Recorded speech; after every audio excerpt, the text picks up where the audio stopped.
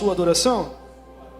Abre sua Bíblia no Evangelho de Jesus, segundo escreveu João, capítulo de número 5, verso de número 1 ao verso de número 15.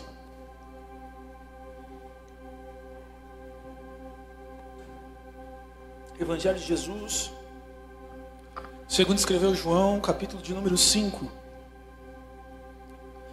verso de número 1 ao verso de número 15. Quem encontrou diz amém. Já está aqui em cima? Já está. Amém. Se coloca de pé em reverência à palavra, você que pode.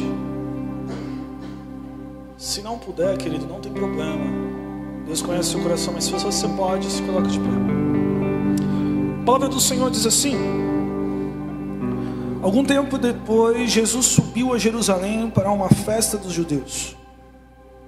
Há em Jerusalém, perto da Porta das Ovelhas, um tanque, que em aramaico é chamado Betesda, tendo 5 entradas em volta.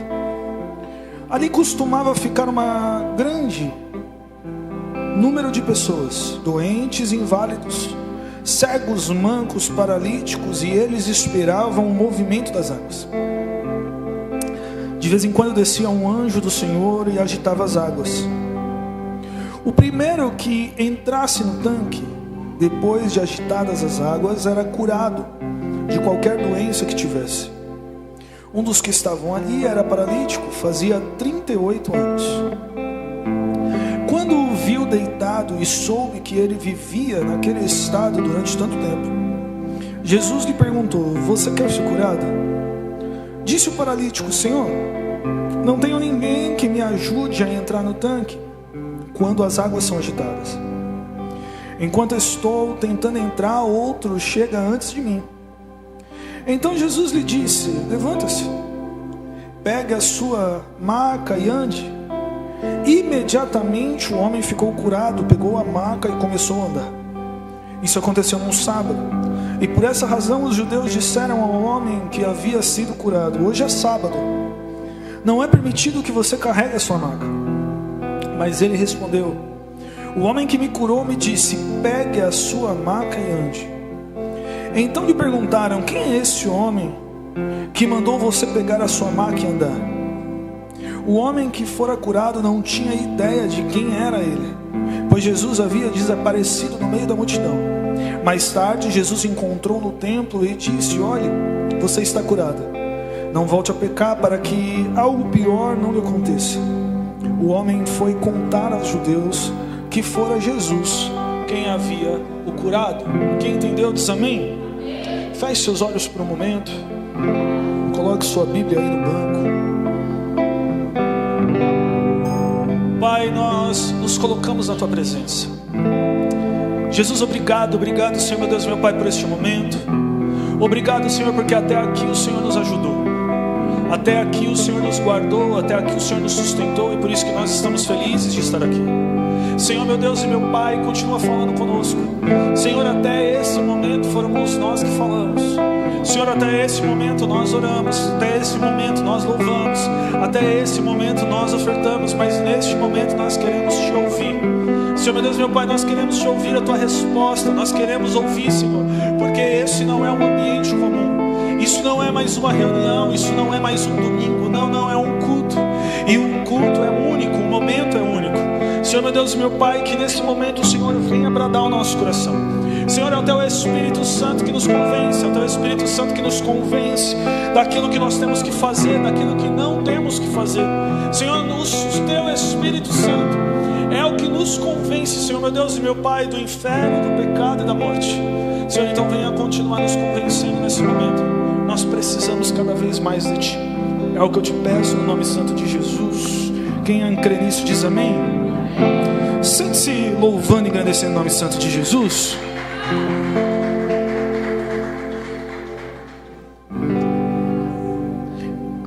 Querido, parece fácil nessa situação, nesse momento, nesse contexto. Aquele homem que havia 38 anos, que estava acamado, sem andar. A Bíblia não diz que ele nasceu coxo. A Bíblia diz que 48 anos ele não podia andar. Querido, pior do que não conhecer algum senso do seu físico é aquele que conhece, mas perde. Uma coisa é você nascer e não poder andar. Outra coisa é você sentir o que é andar e perder esse movimento ao longo do tempo. Querido, 38 anos é uma vida. Talvez é mais do que você tem até de vida, de tempo de vida. 38 anos não é brincadeira para aquele estado. E ouvir aquela situação, muitas das vezes, eu não sei você, mas eu me perguntei o porquê da pergunta de Jesus. Porque parece claro, nítido e sem dúvida que alguém que não anda vai querer andar, que alguém que não fala vai querer falar, aquele que não vê vai querer ver. É fácil, parece que, identificar o milagre que alguém precisa, e parece que a pergunta de Jesus é um pouco incoerente ou indelicada quando você chega a um coxo e pergunta para ele o que você quer que ele faça, sabendo Jesus que ele podia fazer tudo, sabendo Jesus que ele podia operar em tudo naquele homem. Mas existe algo que a Bíblia trata desde Gênesis e Apocalipse, nas suas entrelinhas, e muitas das vezes nós não percebemos, mas a Bíblia o tempo inteiro está tentando tratar a nossa maneira de pensar. Paulo não é o único que fala muito sobre isso, mas tudo que nós vemos dentro da Bíblia, nós vemos Jesus tentando mudar a maneira de um pensamento, mudar a cultura, mudar a forma que agimos. Deixa eu dizer uma coisa para você: 40 anos no Egito não foi para o povo estar preparado para entrar na terra, porque tudo que o Senhor tem para mim e para você já está pronto. Esse tempo de processo é para me aprontar, é para você ficar pronto, não é para a bênção estar pronta. Tudo que o Senhor faz já está pronto. Mas aquele tempo de 40 anos era para tirar o Egito daquele povo, porque eles pensavam como escravos, agiam como escravos e entendiam o que Deus estava fazendo como escravo. Querido, a Bíblia vai dizer que 70 anos na Babilônia não foi um castigo, mas foi para tirar a arrogância e a soberba do povo de Israel. Eles estavam vivendo num tempo que pensavam que era autossuficiente, eles podiam tudo. Todos os exércitos da terra se curvavam a eles, eles eram poderosos e ricos. Só que Deus estava precisando moldar sua maneira de pensar, porque tudo que a Bíblia ela nos ensina, tudo que a Bíblia nos relata, é que nós não precisamos morrer ou Jesus voltar para nós vivermos o reino de Deus. O que Jesus espera é que nós vivemos o reino de Deus aqui e agora. Nós somos responsáveis, agentes responsáveis por trazer a cultura do céu para a terra. Deus não quer que você chegue no céu para pensar como o céu pensa. Deus quer que você aqui na terra comece a pensar como o céu pensa. Tudo que a Bíblia ela tenta nos moldar, e principalmente nós vamos ver isso no livro de Apocalipse, que todos os sinais que nós esperamos, eles não são sinais visíveis, eles são culturais.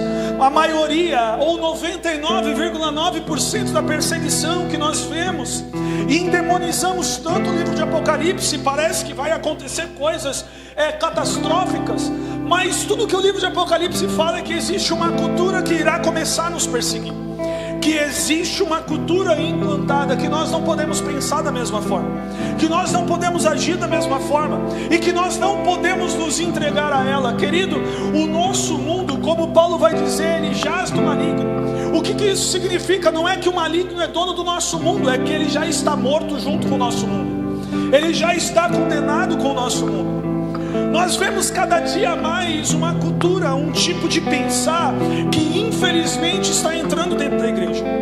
Nós vemos cada dia mais a cultura da vingança, a cultura do falatório, a cultura da fofoca, a cultura do combater, da briga, da contenda, entrando dentro do meio do povo de Deus, porque é a maneira que nós estamos pensando e estamos nos moldando igual ao mundo. Mas quando a Bíblia vai dizer que Paulo nos ensina que é preciso renovar a nossa mente, é preciso transformar a nossa mente, porque nós não conseguimos entender como Deus trabalha se nós não mudarmos a nossa mente. Se nós não transformarmos a nossa maneira de pensar, deixa eu te falar uma coisa. Quando nós falamos de conversão, nós falamos de troca de caminho. Nós estávamos em uma direção e precisamos fazer uma conversão para mudar o caminho. E quando nós falamos de conversão, nós não estamos falando que a primeira coisa que muda é a nossa roupa, é o nosso jeito ou a nossa forma de andar, mas o que precisa mudar é a nossa forma de pensar. A primeira mudança que o Evangelho precisa fazer é dentro da nossa mente, porque é fácil nós querermos o milagre, é fácil nós precisarmos do milagre, é tranquilo nós acharmos uma situação que nós estamos em um beco sem saída, estamos em um impossível. Mais difícil é nós temos a mente de quem recebe o milagre, porque o milagre não é somente você estar no momento difícil. O milagre não acontece somente por você estar em dificuldade. O milagre acontece quando a sua maneira de pensar está apta e pronta para esse milagre acontecer. Que nem nós falamos sobre prosperidade. Querido, a Bíblia vai dizer que prosperidade não é para todos, é para alguns. Por que não é para todos se isso é bom e está na mão de Deus? Porque nem todos estão prontos para ser prósperos. Nem todos conseguem pensar como próspero. Nem todos conseguem lidar com os valores de uma prosperidade. Querido, nós vemos hoje no nosso mundo um alto índice de suicídio na classe alta. Não é na classe baixa. Não é o pobre que se suicida, mas é o rico. É aquele que não consegue lidar nem com a sua própria prosperidade. Pessoas estão perdendo a vida, não porque não têm, mas porque receberam. E milagre não é diferente. Existem coisas que irão acontecer e coisas que não vão acontecer. Nem todo o impossível Deus vai transformar. Olha para o irmão que está do seu lado e fala: nem toda necessidade de milagre é que vai acontecer o milagre. O tanque de Betesda não era o único tanque que era formado naquela situação. Não era o único tanque em Israel que as pessoas esperavam o movimento das águas para ser curada. Existiam diversos tanques em Israel com a mesma finalidade. Pessoas sim eram curadas, porém a estrutura e o formato daquela situação não foi criado para uma cura, não foi criado para atender os necessitados. Nós estamos falando que os tanques de cura, como o tanque de Betesda, eles eram quintal de alguns dos fariseus, quintal de homens que eram importantes para a sinagoga, quintal de homens que tinham poder em Israel. E esses tanques não foram criados para curar, mas foram criados para extorsão. Todos que entravam nesses tanques eram necessário pagar para isso. E todas as vezes necessitados ajuntavam muitas das vezes esmolas para conseguir entrar e para esperar que algo acontecesse. E muitas das vezes os milagres aconteciam, mas a maioria das vezes o que acontecia era um teatro. Os fariseus pagavam homens que se mostravam como deficientes, entravam nas águas, eram pagos para sair dizendo que foram curados, para que cada vez mais aproximasse mais e mais e mais pessoas. Talvez essa história não seja muito diferente dos dias de hoje, o que nós estamos vendo. Quantas das vezes nós já ouvimos isso, nós vemos isso acontecer. E naquela época não era diferente. A Bíblia diz que Jesus entra pela porta das ovelhas e decide passar no tanque de Betesda, que em aramaico significa lugar de bondade, lugar de misericórdia. A Bíblia diz que Jesus e os seus discípulos entram no tanque.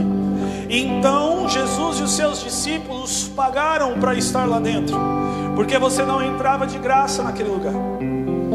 A Bíblia diz que Jesus começa a olhar aquela situação, a olhar o que estava acontecendo, a olhar o que eles estavam fazendo e pergunta sobre a história de um homem que está deitado naquele lugar, porque a Bíblia vai dizer claramente que Jesus, sabendo da história daquele homem, ele perguntou o que ele queria que fizesse. Jesus escuta a história daquele homem E 38 anos ali se arrastando, todas as vezes que se esperava que um certo anjo descesse, balançasse as águas, aquele homem estava naquele local, aquele homem se arrastava para aquele local. É fácil entender que ali todos precisavam de um milagre, mas nós sabemos que a Bíblia não diz que Jesus cura todos que estavam no tanque de Betesda. A Bíblia diz que Jesus cura um homem que havia 38 anos que estava naquele chão. Só que a pergunta de Jesus é tão simples, talvez para nossa mente, para nossa forma de pensar, tão incoerente, mas é tão profunda, porque nem sempre o que precisamos é o que queremos. Olha para o irmão que está do seu lado e fala: nem sempre aquilo que nós precisamos é aquilo que nosso coração quer. Querido, a pergunta de Jesus foi mexer em uma coisa que aquele homem talvez já tinha até mesmo se conformado com os 38 anos. Porque Jesus pergunta algo e a resposta é completamente diferente do que Jesus perguntou. Parece que os dois estavam tendo conversas paralelas. Jesus pergunta: o que você quer que eu faça? E ele responde: eu estou 38 anos aqui e ninguém me lança no poço, ninguém me lança nas águas. Sempre que eu tento ir, alguém vai lá e se lança primeiro. Alguém vai lá e recebe primeiro do que eu. Alguém vai lá, eu estou 38 anos vendo alguém ser abençoado no meu lugar, e eu quero acreditar que esse lugar é meu, e é isso que eu estou vivendo. Mas a pergunta de Jesus não foi para saber qual era o milagre que ele precisava fazer. A pergunta de Jesus foi para saber se a mente daquele homem estava preparada para receber o milagre. Porque todo milagre que nós recebemos vem com uma responsabilidade, e nem sempre nós queremos essa responsabilidade. Nem sempre nós queremos arcar com a responsabilidade que o milagre nos traz. Às vezes nós estamos acostumados à nossa situação, estamos acostumados da maneira que nós pensamos, estamos acostumados da maneira que nós agimos, e nos acostumamos com a situação ruim, porque toda situação nós conseguimos ficar confortável nela. Por mais estranho que pareça, mas até o período de necessidade nós conseguimos ficar acostumados com ele. Nós nos acostumamos a viver daquela forma, nos acostumamos a como temos que nos virar naquela forma, e muitas das vezes nós não queremos sair, porque se sairmos daquela forma, daquele estado, algumas responsabilidades irão vir, e essas responsabilidades vão precisar acontecer, e às vezes nós preferimos ficar enfermos do que sermos curados. Olha para o irmão que está do seu lado e fala: meu irmão, é melhor ficar enfermo do que ser curado?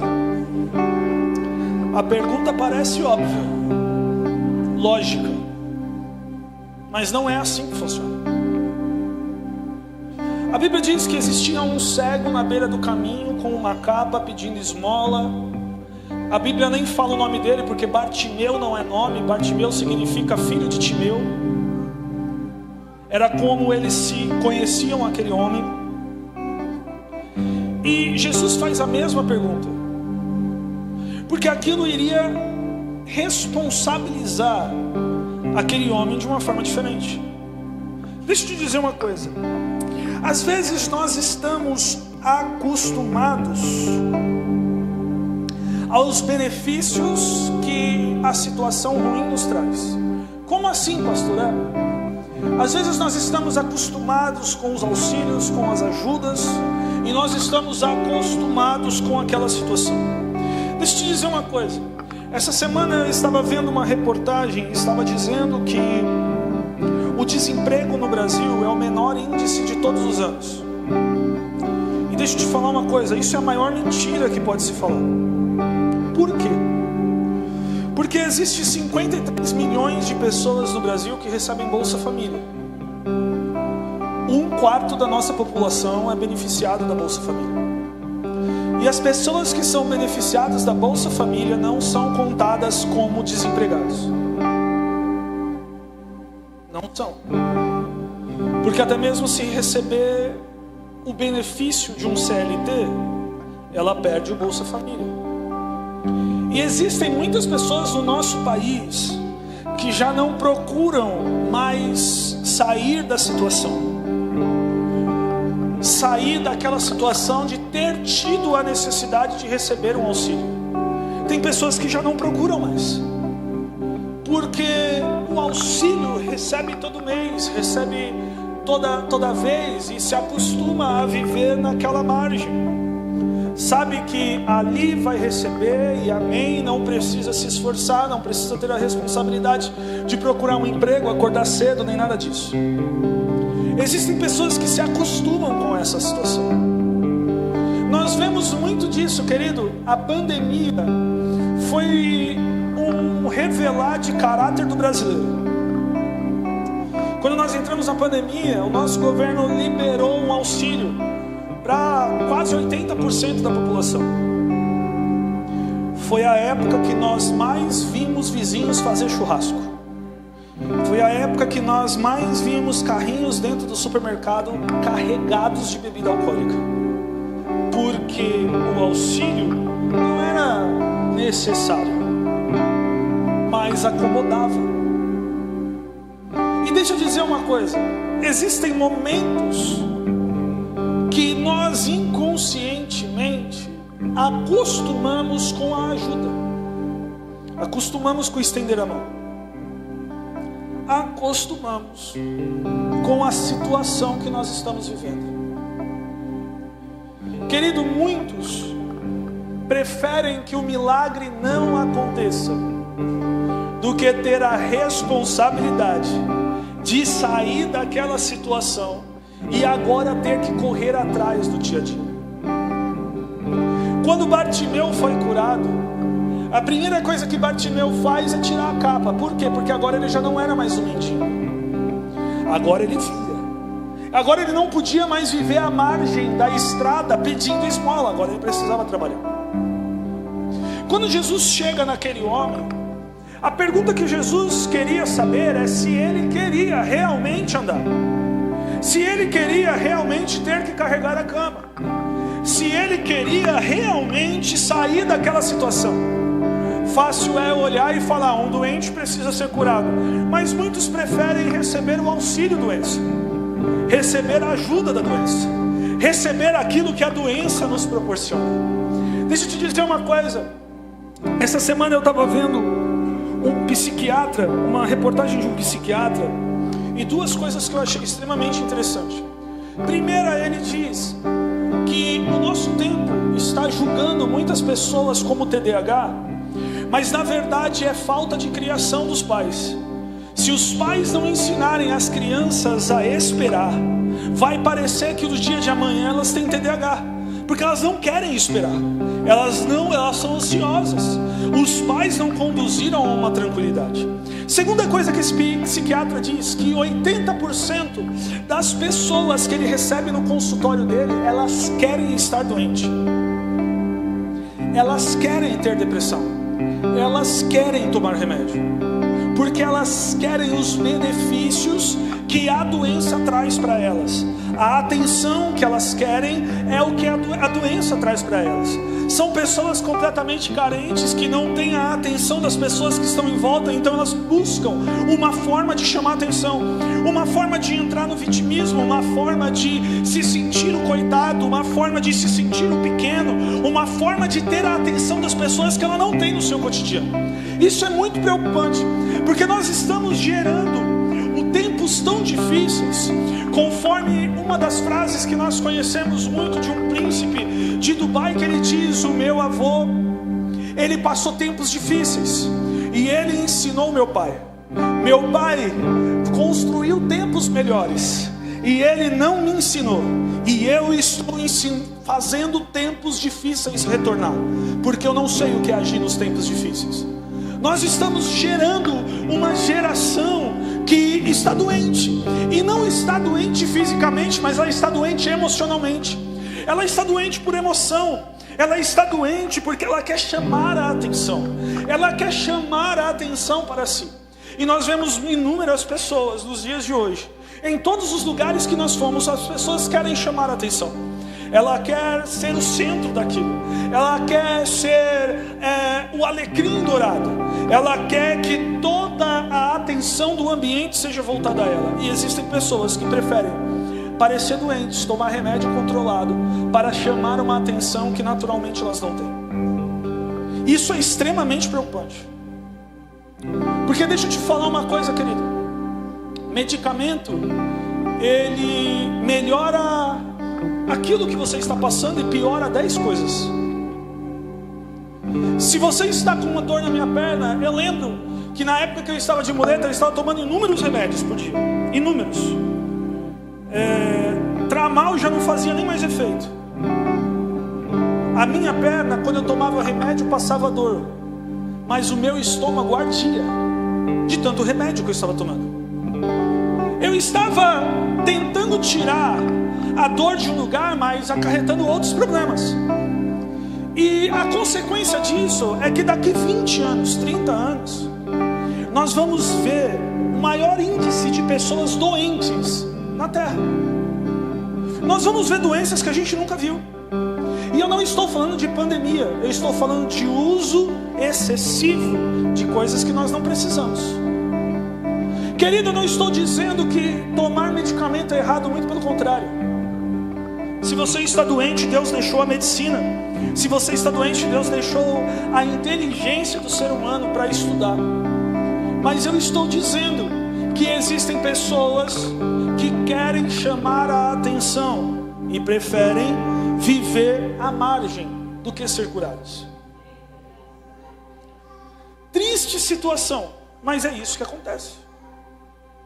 E não era diferente com aquele homem, sabe por quê? Quando Jesus pergunta, o que você quer que eu faça? Desculpa. O que você quer que eu faça? Aquele homem não falou da sua doença física. Aquele homem não falou que ele precisava andar, que ele estava há 38 anos, que ele precisava andar, que ele estava há 38 anos, ele precisava trabalhar, ele precisava sustentar sua família. Não. Aquele homem começou a contar das suas emoções, como ele estava se sentindo frustrado de não ter pessoas que o lançassem nas águas, como ele estava se sentindo carente de não ter pessoas que dessem atenção para a situação que ele estava. Aquele homem não diz, eu preciso andar, eu preciso sair dessa situação. Não, ele diz, olha, toda vez eu venho aqui e ninguém me joga. Toda vez eu venho aqui e ninguém me ajuda. Toda vez eu venho aqui e ninguém me lança nas águas. Sempre tem alguém na minha frente. Olha para a pessoa que está do seu lado e fala, meu irmão, pare de culpar os outros pelos milagres que você não quer viver.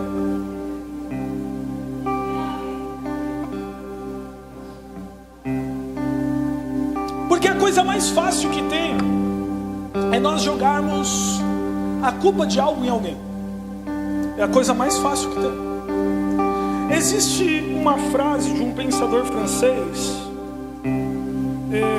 que diz assim, jogue qualquer jogo, só não jogue a culpa nos outros. Porque a responsabilidade muitas das vezes o ser humano não quer assumir. Nós não queremos falar, ó, eu errei. Nós não queremos falar, eu estou nessa situação. Nós não queremos demonstrar isso. Nós queremos justificar as emoções que nós sentimos. Então, eu estou assim porque alguém me machucou. Eu estou assim porque alguém não me ajudou. Eu estou assim porque alguém poderia fazer e não fez por mim. E deixa eu te dizer uma coisa, isso não é mente de quem vive milagre. Porque quem vive milagre não depende de pessoas. Quem vive milagre não conta com pessoas. Quem vive milagre não confia mais em pessoas do que confia em Deus. Quem vive milagres vive uma dependência com Deus. As suas emoções estão ligadas a Deus e não o que as outras pessoas fazem. Deixa eu te dizer uma coisa, querido. Existem pessoas que vão te trair, pessoas que vão te enganar, pessoas que vão mentir para você. Essa é a vida e esse é o mundo que nós vivemos. Jesus nos ensinou e disse, olha, o mundo vai nos fazer sofrer, mas tem bom ânimo, tem alegria. Essa luta não é sua, eu já venci. Existem pessoas que vão bater hoje nas nossas costas e amanhã elas estão nos apunhalando. Isso é normal, isso é viver. Infelizmente não deveria acontecer? Não deveria. Mas infelizmente Eva deu um fruto para Adão comer e Adão comeu. E Satanás entrou na mente do homem. E nós vivemos uma consciência pecaminosa. É mais fácil o pecado que acertar. É mais fácil o pecado que obedecer. É mais fácil falar de alguém do que assumir a bronca. Parece que nós não temos mais assunto para conversar. Nós precisamos que alguém faça alguma coisa para nós termos um assunto para conversar. Nós não falamos mais do tempo, nós não falamos mais de uma reportagem, nós nem mais perguntamos como a pessoa está. Nós estamos esperando uma oportunidade para abrirmos nossa boca e nos fazermos de vítima para tais situações. Essa semana eu ouvi uma frase do Charles Spurgeon que diz assim: o vaso só faz barulho quando ele está vazio. Vaso cheio não faz barulho. Quando está vazio, tine. Quando está cheio, não tine. Nós estamos sendo levados por barulhos. Nós estamos sendo levados por falatório. Querido, eu estou com 35 anos de idade, já passei algumas coisas e eu nunca vi uma pessoa que latiu estando certa. Eu nunca vi. Eu nunca vi a primeira pessoa que berrou estar certa. Eu nunca vi. Em toda a minha vida eu nunca vi. Eu nunca vi no trabalho, e olha que eu sempre liderei pessoas dentro do profissionalmente falando. Eu nunca vi a pessoa que traz um problema e está certa. Eu nunca vi. Eu nunca vi uma pessoa que chega para você para falar que o irmão errou e está certa. Eu nunca vi. E nós estamos acostumados a dar mais atenção para quem faz barulho do que para quem fica quieto. E nós estamos começando a fazer barulho também. Querido, nós precisamos saber quem somos em Deus. Nós precisamos ter a mente de Cristo. Nós precisamos saber pensar como Cristo pensou. Porque muitas das vezes nós temos o direito, mas nós não sabemos usar.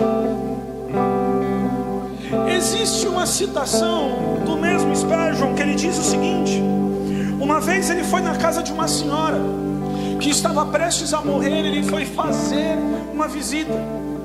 E essa senhora era muito pobre. Muito pobre. E quando ele chegou na casa dessa senhora, ele viu um documento pendurado na parede, enquadrado, emoldurado na parede. E ele disse que aquilo gerou uma curiosidade para ele. E ele, conversando com a senhora, ele foi chegando mais perto do documento. E quando ele começou a ler o documento, não era qualquer documento. Era um documento de herança. Aquela mulher tinha recebido uma herança da senhora que ela trabalhava há 40 anos atrás. A senhora era muito rica, deixou parte da sua fortuna para ela. Só que ela não sabia o que era aquele documento. E ela guardou o documento como se fosse tudo que aquela mulher tivesse deixado. E ela viveu 40 anos na miséria sendo rica. Às vezes nós estamos com a nossa herança na mão, mas se nós não sabemos agir com ela, nós vamos viver de forma miserável. Às vezes nós sabemos que somos filhos de Deus, mas se nós não sabemos os direitos que isso tem e as responsabilidades que isso tem, nós vivemos de forma miserável. Nós não sabemos usar aquilo que Deus nos deu, porque muitas das vezes nós preferimos ficar à margem. As pessoas olharem e dizer: nossa, coitado, nossa, tadinho. Parece estranho na forma de falar, mas nós vemos muitas pessoas viverem dessa forma. Muitas pessoas que preferem estar numa situação ruim preferem continuar culpando as outras pelo milagre que não vivem. Preferem continuar fazendo barulho de um vaso vazio do que mudar a situação em qual vive. Jesus está todos os dias nos encontrando e nos perguntando a mesma coisa: o que você quer que eu faça? Por que eu digo isso? A Bíblia vai dizer que tudo que nós cremos, pedimos em nome de Cristo, nós vamos receber. Deixa eu te explicar novamente. Tudo que você crendo, pedir em nome de Jesus, você vai receber. Não é se Ele quiser você vai receber. Ele não fala isso. Ele não fala que se você merecer você vai receber. Não é isso. O problema é que a gente não chega no estágio de crer e pedir e acreditar que aquilo vai acontecer.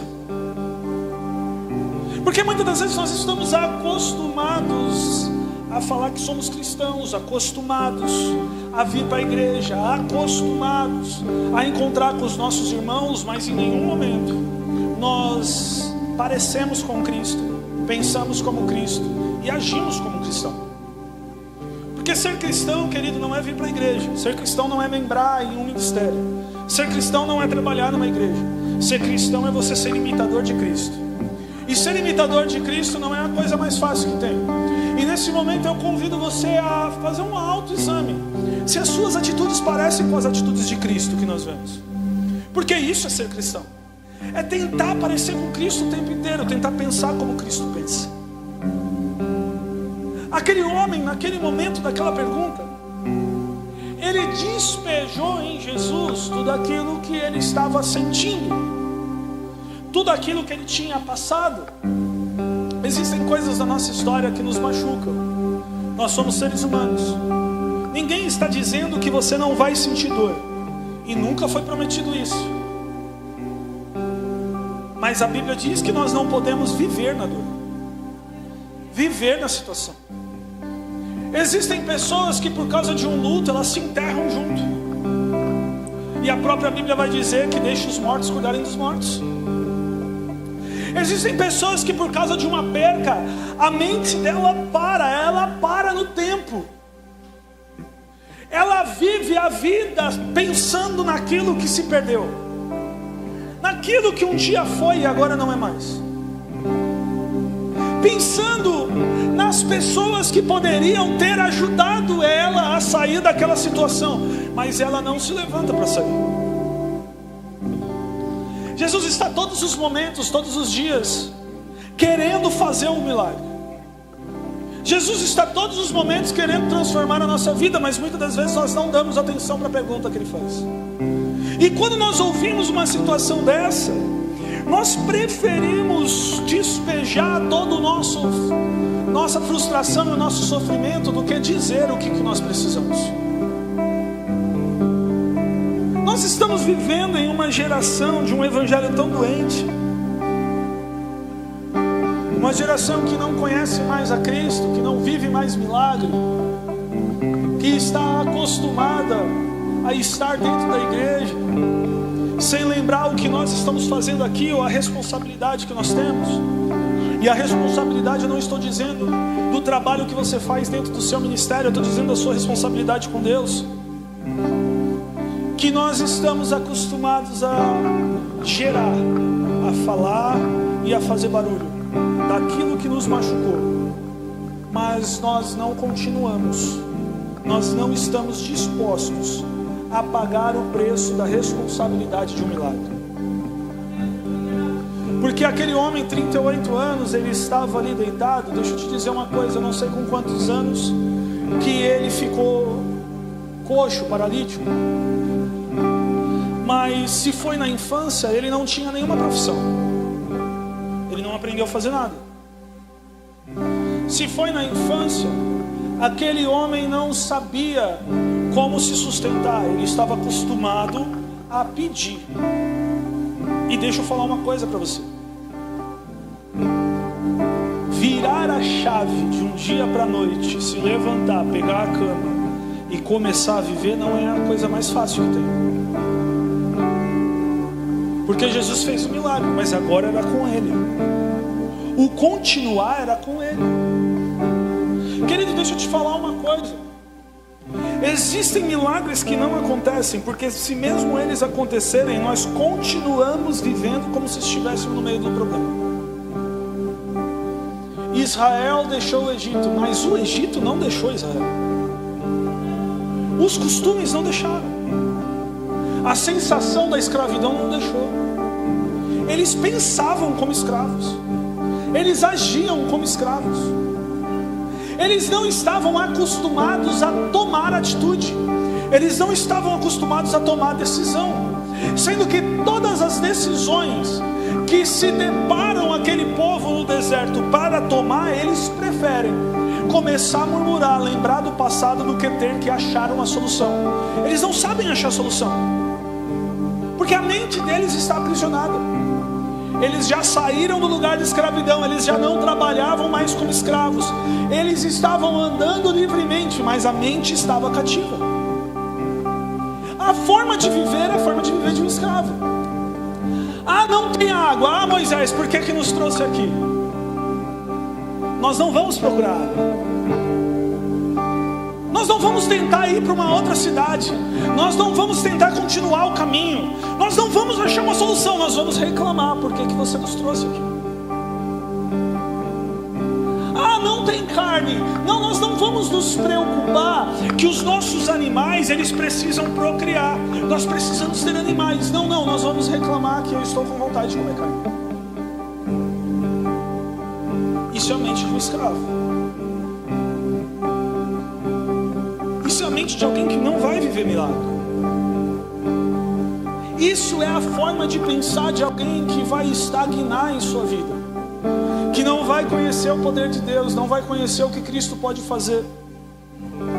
Porque todas as vezes que Cristo pode se apresentar, as decisões, as falas e as atitudes são de um escravo.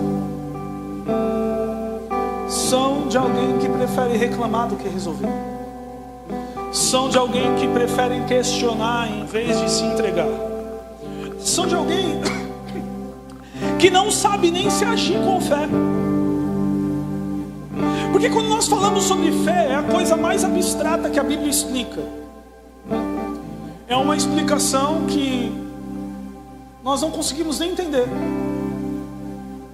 Porque a fé é o firme fundamento das coisas que se esperam e prova das coisas que não se vê. O que é fé? Você já parou para pensar nisso? O que é?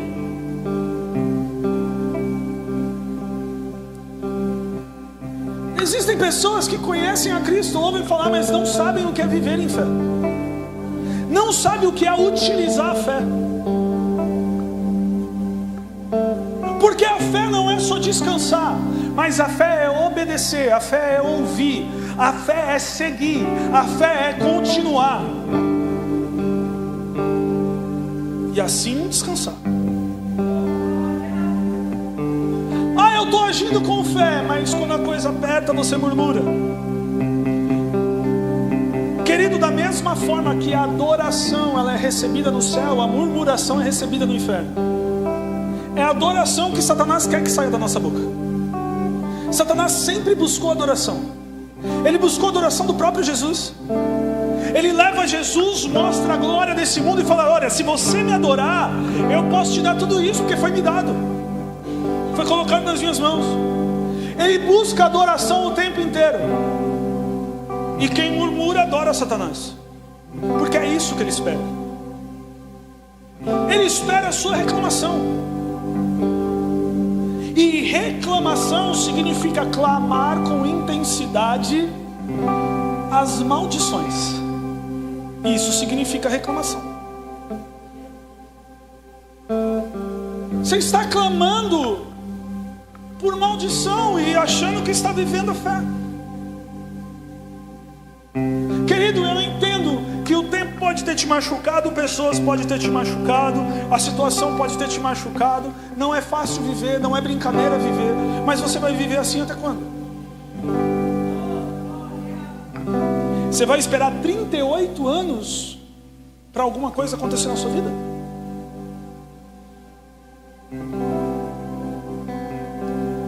Aquele homem disse que ninguém dava atenção para ele. Mas em nenhum momento ele disse: olha, eu chamei pessoas para me levar e não me levaram. Eu tentei me arrastar, mas eu não consegui. Em todos os momentos ele preferiu culpar as pessoas do milagre que ele não tinha vivido, do que falar para Jesus o que ele queria que fizesse. Em todo momento ele quis contar a história triste, se fazer de vítima. E o vitimismo hoje do ser humano está no auge. Todo mundo quer ser vítima, todo mundo quer ser coitado. Mas nós não queremos muitas das vezes mudar de vida. Acontecer milagre, querido, não depende só de um culto bom, de um avivamento. Não depende nem só de Deus, porque Deus quer fazer para todo mundo, mas você precisa alcançar, você precisa estar pronto para receber. Deus não vai te dar algo que você vai se destruir com isso. Deus não vai fazer isso. Deus não vai te dar algo. Deus não ia fazer aquele homem andar para ele morrer de fome, porque ele não ia ter mais a esmola, ele ia precisar trabalhar. E aí aquele homem tem uma resposta formidável. Jesus faz ele andar. E quando as pessoas perguntaram para ele por que ele estava carregando a cama, ele responde com uma mentalidade completamente diferente. Porque não parece o mesmo homem que estava reclamando dos outros que não tinha lançado ele no tanque, para o homem que vira para o chefe dos judeus e diz: eu não sei, mas eu sei que o homem que me mandou levantar, ele mandou eu carregar a cama. Não parece a mesma pessoa que estava dizendo minutos antes: ah, mas coitado de mim, ó céus, ó vida, ó azar. Não parece o homem que diz: eu não sei, mas quem me curou mandou eu carregar a cama e eu estou carregando. Não parece a mesma pessoa. Porque para viver um milagre precisa haver uma metanoia, precisa ter uma mudança de entendimento, uma mudança da forma de pensar, de agir. Nós não vamos receber milagres, Deus não vai mudar a nossa vida se nós pensamos como o mundo pensa, se nós agimos como o mundo age. Se tudo que nós fazemos é comparado ao que as pessoas sem Cristo estão fazendo. Se nós estamos querendo dar o nosso jeitinho brasileiro, até mesmo quando nos convertemos. Porque, querido, eu conheci pessoas que o crime, ele saiu do crime, mas o crime não saiu dele. Eu conheci pessoas que saíram do mundo, mas o mundo não saiu dele. Vivem, remoem aquela situação. Uma vez, quando eu era líder de jovens, eu liderei um jovem que ele tinha orgulho de falar que ele era um sequestrador dentro da igreja. Qual que foi o destino? Cadeia de novo. Porque o corpo foi para Cristo, mas a mente ainda estava lá atrás. A pessoa que é mais interessada no seu testemunho é você mesmo, que você precisa lembrar da onde não é para você voltar. Mas tem coisas que alguns ficam remoendo, parece que estão sentindo saudade do que eram.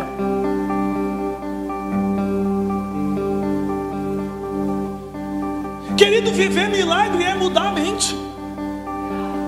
Se Cristo esqueceu de quem nós éramos, por que nós precisamos ficar lembrando? Se Cristo lançou no mar do esquecimento as nossas obras, por que nós precisamos ficar falando? Por que nós precisamos ficar enchendo a nossa boca? Será que estamos com saudade? Será que para nós era melhor?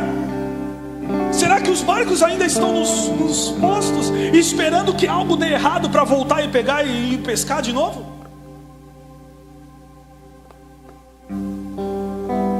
Nós queremos que Cristo faça, mas nós não deixamos Ele fazer. Nós queremos que Cristo haja, mas nós não deixamos Cristo agir em nós. nós ainda estamos presos àquilo que nos aconteceu. E até estarmos presos naquilo que nos aconteceu, nós não vamos levantar e carregar nossa cama. Nós não vamos levantar e viver o milagre. Nós não vamos ver o extraordinário acontecer. Naquela tarde, um homem saiu curado. Não foi o tanque inteiro. E Jesus não tinha poder para curar todos? Tinha. O próprio João vai descrever no capítulo de número 21 que se mesmo que tivéssemos todas as folhas do mundo inteiro, nós não conseguiríamos escrever toda a obra que Jesus fez em 3 anos e meio. Ele poderia? Poderia. Mas um só recebeu. E um só mudou a forma de pensar. Querido, não parece a mesma pessoa. Olha para o irmão que está do seu lado. Olha nos olhinhos dele. Fala, meu irmão, e até quando você vai parecer o mesmo e querer viver coisa diferente?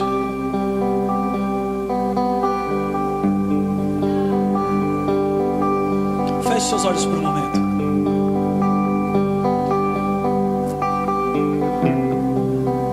Ontem, eu e o irmão Felipe, nós fomos na New Life, fomos ministrar lá.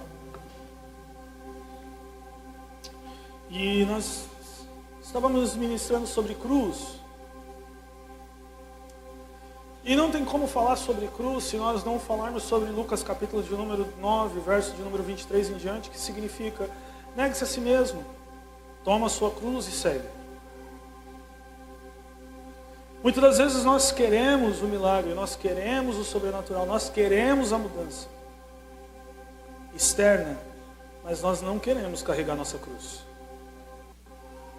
Nós não queremos ser transformados. Nós não queremos ser mudados. Sabe aquela expressão antiga que diz que eu nasci assim, eu vivi assim e eu vou morrer assim? Tem gente que acha bonito ser feio.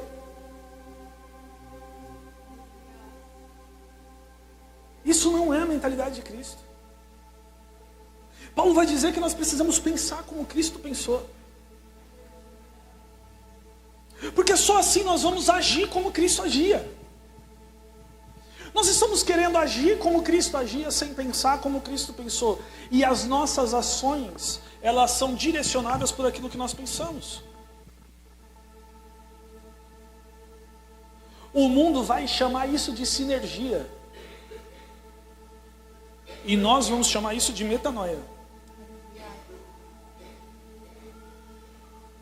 Há uma necessidade de mudança para viver o extraordinário. Há uma necessidade de entrega para viver o extraordinário.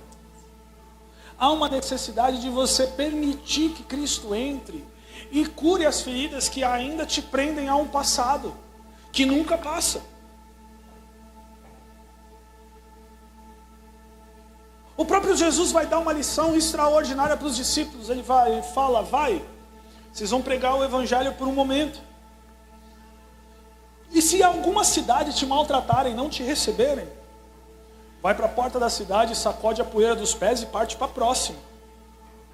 Não para, não fica pensando naquilo. Não fica remoendo aquilo.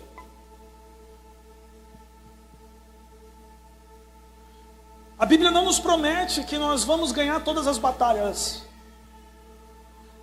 Em Apocalipse diz que nós vamos ganhar a guerra. Nós precisamos mudar a nossa forma de pensar se nós queremos levantar dessa cama. Nós precisamos primeiro pensar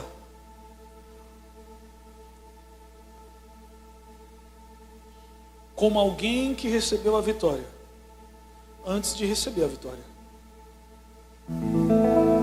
Miriam cantou e dançou, entrando num deserto.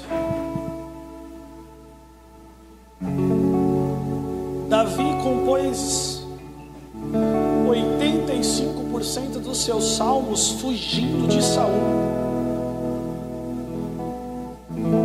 Salmos esses que nos enchem a alma hoje, que nos dá coragem de continuar. Paulo escreve sobre alegria lançada num poço escuro, e ele diz para nos alegrarmos no Senhor. Querido, o que fez Paulo e Silas cantar no meio de uma prisão depois de ter libertado uma pessoa? Você já pensou nisso? É essa metanoia que Jesus quer que nós vivemos, essa mudança de comportamento, essa mudança de mente. Muitas vezes a nossa mente está cheia das nossas frustrações, cheia das nossas dores, mas não está cheia de Cristo. E Cristo precisa entrar na nossa maneira de pensar. Cristo precisa estar na nossa maneira de agir. O milagre vai acontecer quando nós estivermos prontos para viver o milagre. Quando nós estivermos prontos para arcar com a responsabilidade de um milagre. Então, nesse momento, querido, eu quero orar por você que quer entregar sua mente a Cristo. Porque às vezes nós entregamos o corpo, nós entregamos as nossas vestes, nós entregamos o nosso tempo, mas nós não entregamos a nossa mente. A nossa mente continua a pensar no que pode dar de errado. A nossa mente continua a nos ver como vítimas. A nossa mente continua a agir como o mundo age. Nós precisamos mudar isso. Há uma briga constante entre a nossa carne e o nosso espírito. E aonde eles brigam? Dentro da nossa mente. E isso precisa ser vencido todos os dias. Então eu gostaria Olá, querido, você acaba de assistir um vídeo no nosso canal. Espero que Deus tenha falado contigo, que Deus tenha tocado no seu coração. Tome a liberdade de deixar mais um vídeo aqui para que você possa assistir. Peço a sua ajuda. Curta, comenta e compartilhe para que essa mensagem chegue a mais e mais pessoas. Deus abençoe. Até o próximo vídeo.